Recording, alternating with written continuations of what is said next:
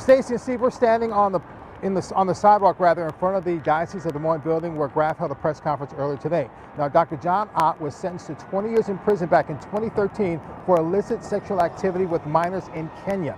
Now, Graf turned 61. He says he went public in October, saying he wanted to put this chapter with the Diocese of Des Moines and Dr. Ott behind him and get some closure.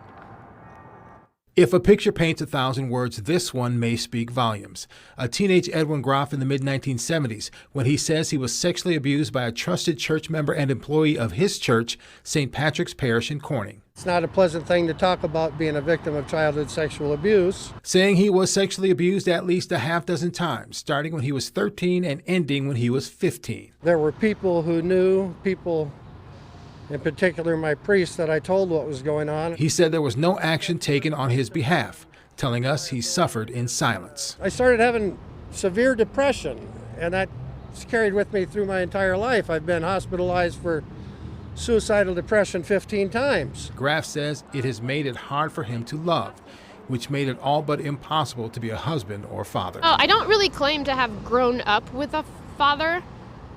I had a figure of someone who called himself dad. Graf says he wants the governor and the legislature to amend or eliminate the statute of limitations on older claims of childhood sexual abuse.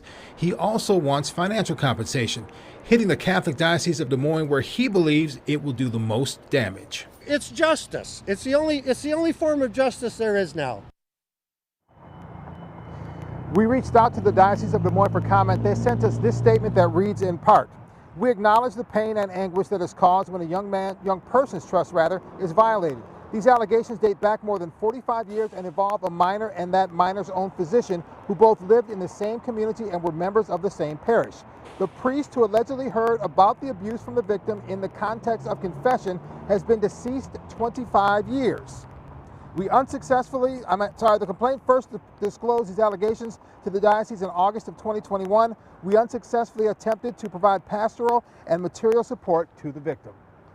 Live in Des Moines, I'm Marcus McIntosh, KCCI 8 News, Iowa's news leader. 3 years ago, the Diocese of Des Moines released a list of 9 priests who had substantiated claims of sexual abuse against them. The incidents happened between the 1950s and the 1990s. Only 2 of those priests are still alive.